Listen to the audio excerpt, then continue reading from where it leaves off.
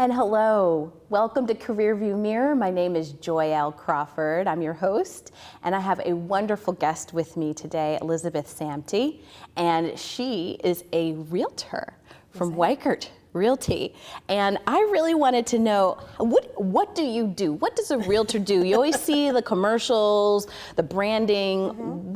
What does a realtor do? I feel like a realtor is a jack of all trades. There's a lot involved with it. I think number one, we should all have a degree in psychology. Okay. Because we're helping people through a very stressful time in their life. It's one of the number one stressors for people is buying or selling a house and moving. But really, what people don't understand is how many parts there are actually that we do. Finding your home or marketing your home is actually just the very first step. Okay. The majority of the work comes actually after we've gotten you under contract and negotiating different things throughout the contract, keeping the deal together, and getting you happy all the way to closing day and to getting those keys. Oh my gosh. And how long does a process take typically to buy a house when you're working as a realtor to help your customers out? Right. You know, I would say for someone to start looking about 2 months to 6 weeks before they actually want to move. Oh, okay. Because right now it's a little bit of a seller's market. So for buyers, you know, what they're going to see is already the cream of the crop of the inventory because with the magic of the internet, they don't have to see 50 houses. That's true. Right? We can narrow it down to their top 10 or 15, and normally they buy a house in one of those. So we would find a house within 2 or 3 weeks to a month. And then we close anywhere between 30 to 45 days. Wow, that's a pretty, to me, I feel like that's a pretty quick turnaround. You know, on these TV shows, you see people go in like, you know, on House Hunters and they find a house in an hour. Yeah. So I know that there's a lot of magic that goes on behind that, definitely. and it's the realtor that's making it work. Yeah. So how did you get into realty? Like, so tell me your path of how you got into this business. For a long time, I was a dental assistant, which is a far cry from being a realtor for sure. And I had been looking to do a business. A friend of mine had been looking to go into business for a long time. We were looking at different brick and mortar stores and ideas, and we sort of knew that, you know, brick and mortar stores are disappearing, you know, to be honest. And so we were looking at trends, and her uncle actually was a real estate agent, a realtor in another state, and he was like, hey, I think you guys would be really good at this. So we both started doing some research and looking into it, and we actually both went into real estate to partner up and to work together. That's great. Life took her in a different direction. She's still an agent, but became busy being a mom and a wife and all those good things, which are also very important. Right. Yeah, so we never ended up actually teaming up, but we're still good friends and we're still both in real estate, and I'm thankful that her uncle pushed us in that direction. That's great. So like, what kind of, I mean, people who are looking to get into to be a realtor, what kind of things do you need to get prepared for it? I mean, you said that you might need a psychology degree in order to do it, but like, what do you think are the things that helped you prepare? Do you have to take certifications and tests and things? Tell me a little bit more about how you became a realtor.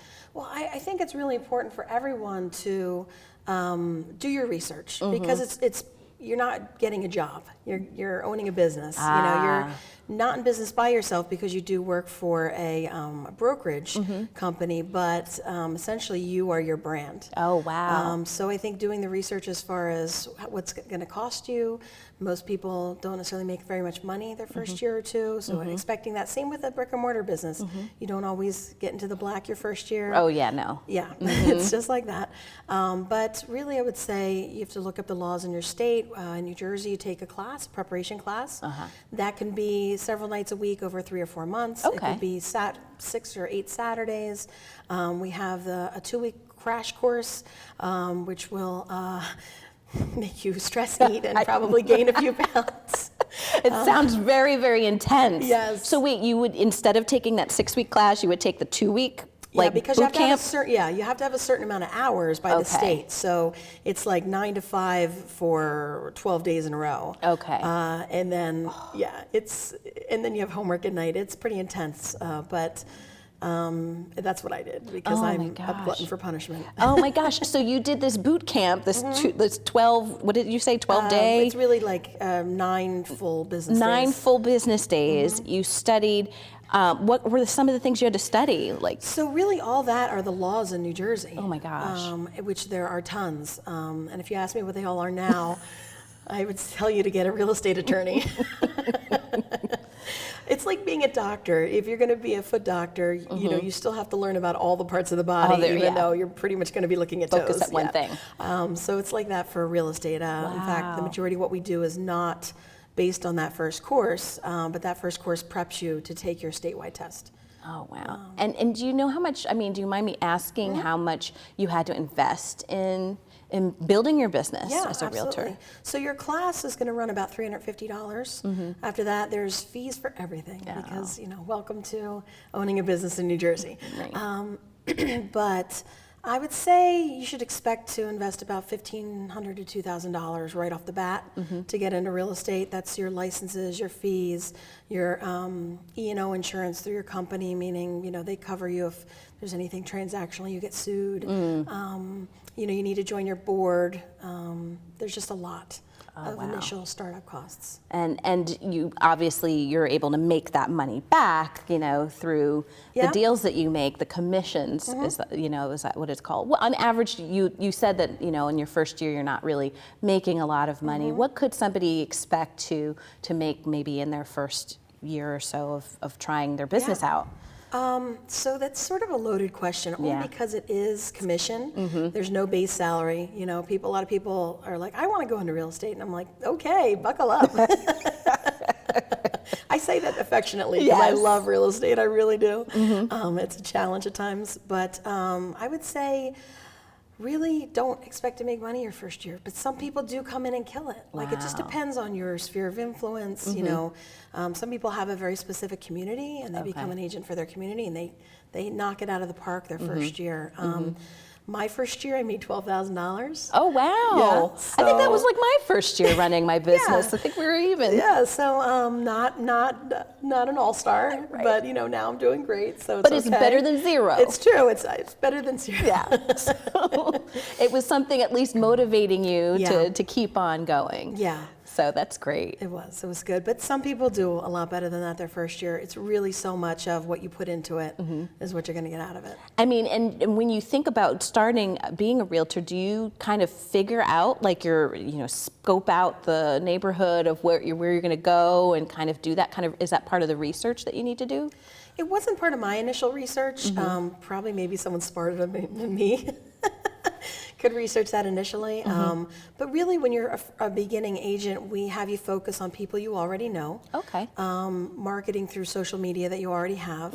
And then a lot of it is making calls, you know, doing open houses, sort of putting yourself out there. There are a lot of ways to get leads initially that don't cost you anything, but it's just putting yourself out there. And that sounds a lot like career development that I talk to my clients all about, is putting yourself out there in order to find the right client or the right job. And this is essentially, each house is like another job, right? So in order to do that, you've got to, you know, be sociable and get yourself in your name out there. Any tips for, like, how to network best? You know, like, have you learned any good places to kind of practice, or any networking tips or skills? Sure. Well, I always say you don't want to be a secret agent. So in the beginning, I tell new agents, wear your name tag everywhere. You don't know who you're going to run into at the supermarket, or, you know, wherever you are. You know, that would be like, oh, you're a realtor? Oh, okay. That happens. You know, the other part is letting your friends and family know, because you never talk anybody into buying a house or selling a house. They know. They know if they want to buy or sell a house. It's a big deal. Purchase. Yeah. It's not like, oh, I think today I'll do that. It's a matter of being in people's vision when they're ready. So a lot of it is posting on social media, you know, going to events. Like, for example, I'm very involved in an animal rescue, and so I do a lot of sponsorship for them, so that, you know, anybody I find through the rescue, you know, I offer to donate back to the rescue when they work with me, that kind of thing. So I say wherever your niche is already, like, grow that. Oh, that sounds great. Yeah. So use what you have. That's a great tip. Yeah. Is there any other are there any other classes that you need to do in order to maintain your realtor, like, certification or license? Like, do you have to take extra class? Okay, so tell me a little bit more about that. So to be a real estate agent, you actually don't have to take continuing education. To be a realtor, which you have to say it like that, right? That's the trademark way, realtor, is different. You're a member of your local board, and that actually holds you to a higher standard. So I would tell people if they're working with someone, ask them, are you a realtor?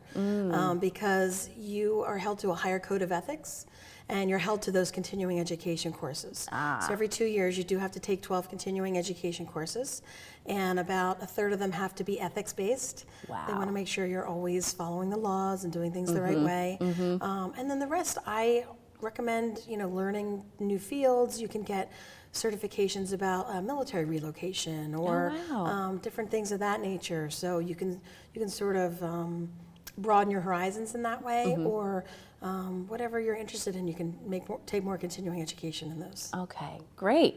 Well, we're going to take another little break here and talk about a little less about the learning and more about you, Elizabeth. Okay. So stay tuned. Sounds great.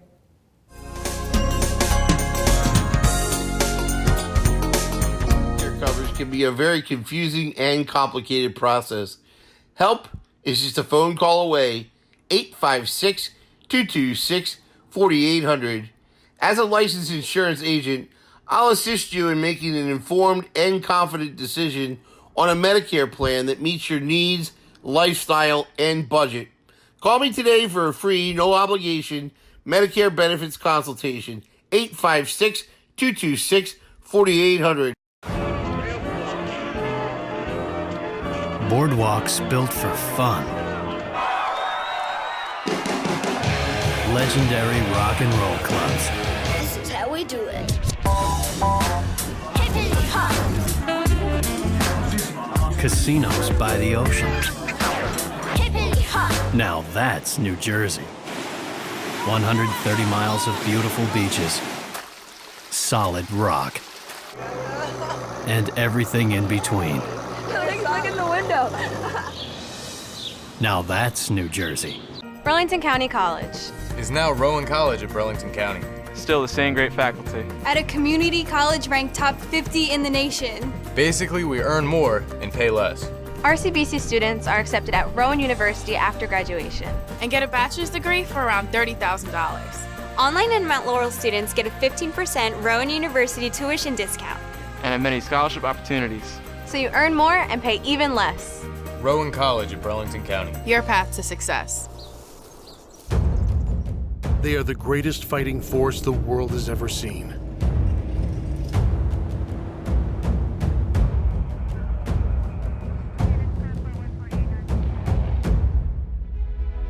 But what does it take to strengthen our service members? What does it take to let them know that we stand behind them, wherever they are? What does it take to bridge the distance and keep them connected to family, home, and country? And what does it take to prepare them for their future when their service to the nation is complete? What does it take to strengthen our service members so they can be the greatest force for good in the world? It takes a force. Be a force behind the forces. Share a message today at force.uso.org. I want to be a contender. I want a warm belly to sleep on. A big house. How do I look? Do I look good? I want to play hard. My nails done once a month. I want a home. I just want a home. I want someone to love. Last year, more than 30,000 companion animals came to us without homes. 20,000 of them were felines. Let's make some homes together.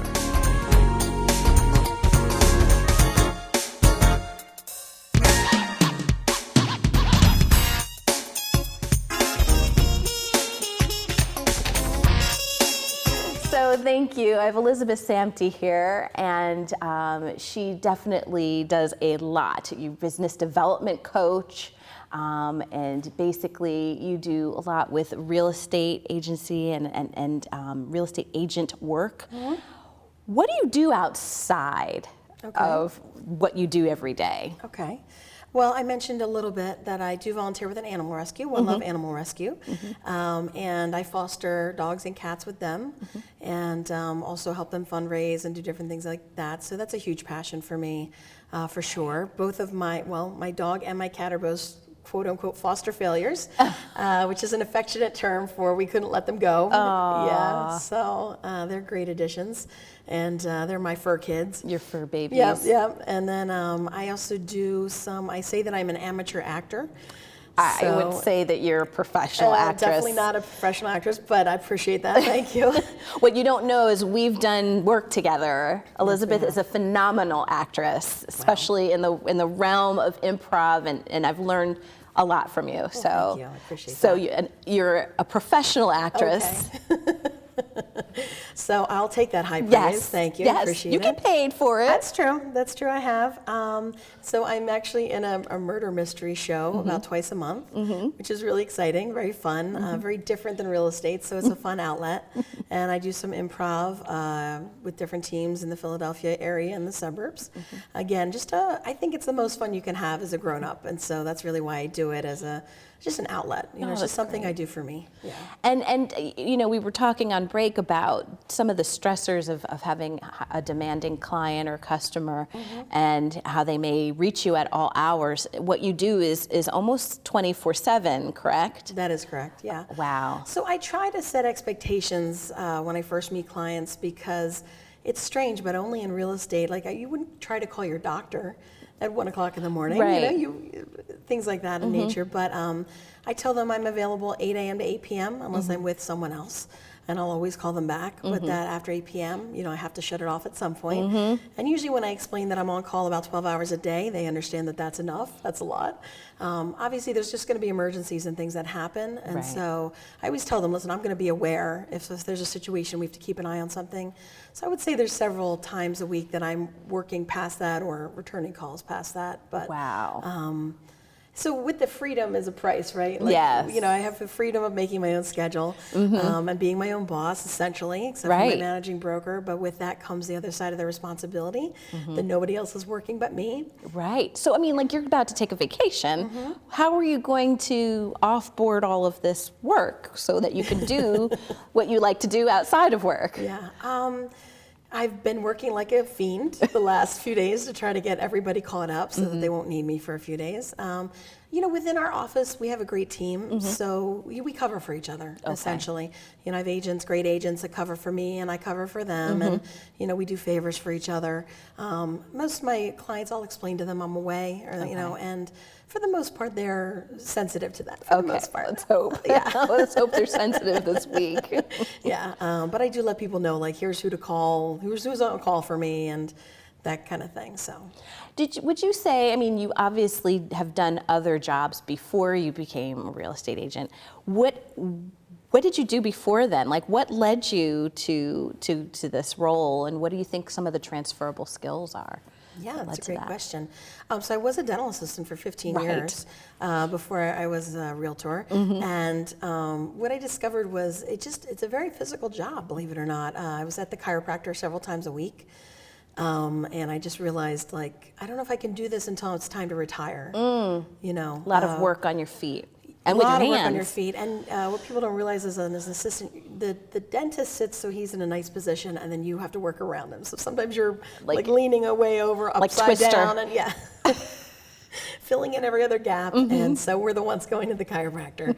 But I did love that job. I really did like it. I just knew I didn't think I wanted to do it for the rest of my life. And then I actually had a foot injury that put me out of work for quite a while. And I was concerned about going back and being on my feet for 8 to 10 hours a day. And so it sort of did make this sense of urgency as far as finding something different. And that's when we had already been discussing real estate. I was actually going to take my classes part-time at night or on the weekends and catch up. And then when I had a foot injury and then I was finally let back to work, I just decided this is what I'm going to do. I'm going to transition, So it's interesting how sometimes careers just come into your path, whether you kind of want it to or sooner than later.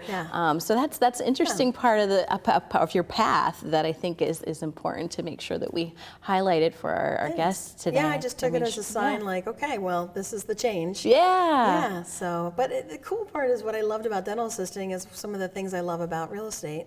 I do feel like I'm helping people. I did something different every day. You never knew what the day was going to bring you, which is still true. That's good. Yeah, and just really being with people. That's great. Yeah. So those are the transferable skills, that I think are important when you're looking at different careers and making sure that there's a fit. Right. Because if you're sitting behind a desk all day, that would definitely not have been something that you were interested in.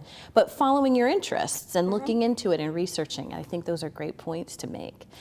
If you were to, did you have any, I don't know if this is true in the realtor world, but are there any like gender differences? Do you find it a little bit different or difficult or harder to be a woman in the realty business than a man? Yeah. Generally, I think that women do better at real estate than men do because it's so much multitasking. I mean, your brain is just handling a billion things a day, and so I think that women tend to be more talented at that naturally. And so I think it's a place that actually women can really excel. Also, there's no glass ceiling because it's all commission. That's right. Nobody decides my income but me. That's terrific. The only thing that I have come across occasionally is a gentleman in the industry who is probably not necessarily bullying because I'm a man and he's a woman. Maybe he's just a bully all the time. Equal opportunity bully? Yeah, I don't know. Occasionally you'll get someone that'll say, well, I've been doing this 30 years. And I feel like if you have to say you've been doing it 30 years, then maybe you're not so good at your job because why do you have to, just prove to me you're good. Like, it doesn't matter. You can come in. Yeah, exactly. And I've had people say to me, well, how long have you been doing this? And I just say, I don't see how it's pertinent to this transaction. Why would you even ask me that? You just give them that back. And then they're like, I'm sorry. And then it's the rainbow apologies. And then they feel very uncomfortable and awkward. Because they're just trying to because so much of real estate is negotiation. Right. Some people handle it in the right way, which is it's not personal. Right. Right. I'm just representing my client and you're representing your client. It's nothing between us. Right. Right. But some people, and there's times where you're just dealing with a lot of stress, and maybe anybody can fall into that, where it starts to feel personal, or somebody will play a little bit dirty because they think they need to do that. I don't think it's necessary, but you'll come across that sometimes. Yeah, this I win and you lose. I've got to take all of this, Right. Every transaction has to be a win-win in some way. And that's a good negotiation point, so that's definitely a skill set that you need in being a realtor as well. Absolutely. So here's another quick pick your brain question. What would you tell your younger self? Like what you know now, what you knew then or what have you. What would you tell your younger self about this career path? About this career? Oh, I thought in general at first I thought there's no permanent record. That's what I would tell myself. But about this career path, I think I would have recommended I get into it earlier. Because it was never really on my radar. And I think it's a good fit for me. And I think my younger self would have kicked butt and taken names. And, I think I spent a lot of years doing different things, even before dental assisting, which I did love. I spent years sort of trying to figure out where is my spot, what should I be doing, and I really just wish I had found it sooner.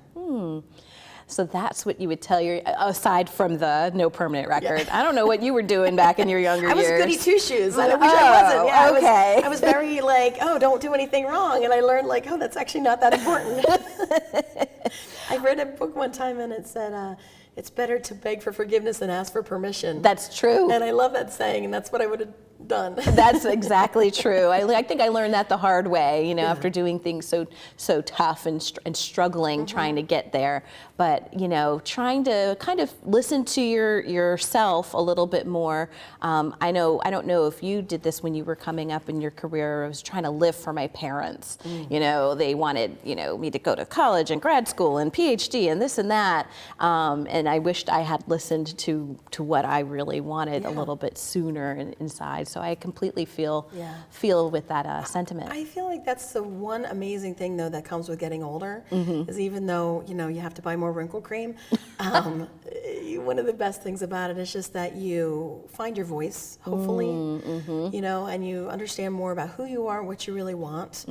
And I don't know about you, but when I passed 40, I'm just not afraid to tell people. Like, see, that hasn't happened oh, just I'm sorry, yet. But didn't mean to make you too old. I apologize. No, I'm 44. I mean, I have no problem with that. But I just haven't gotten to that, I don't care what people think yet thing. Like, I think I thought I magically was going to turn 40 and just not care. Way. Yeah, exactly. I'm still getting there. Yeah. But I think it's a really important piece about boundaries, and how you need to match that with what you're doing as a realtor, with your personal life, as well as, just making sure that you get what you need, as well as making sure that your clients get what they want. It's super important to me that my clients have a great transaction.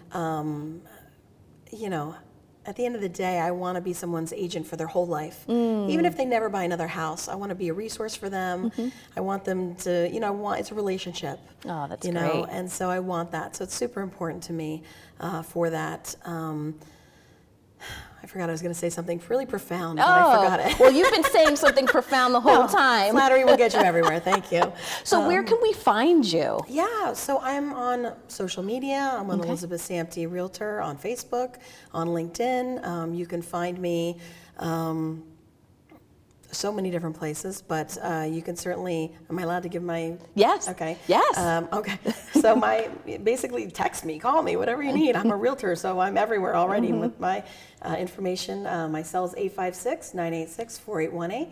You can email me at elizabethsamti@gmail.com, and even though I'm probably not going to get back to you at 3 a.m., I will get back to you really promptly and help you with whatever you need. Awesome. Thank you so much. It's my pleasure. I really enjoy having you on the show so that you can give me a little bit more information. When you're friends with people, you're just like, oh, you do this. But it was really insightful, and maybe somebody's going to take that path too. Yeah, I'd love that. Thanks for being on the show, Thank Elizabeth. you so much. All right, thanks. Appreciate it. Thanks for watching, everyone, and you can catch us on Mondays at 1:30 p.m. And thanks, Elizabeth, for joining us on Career View Mirror. Have a great day.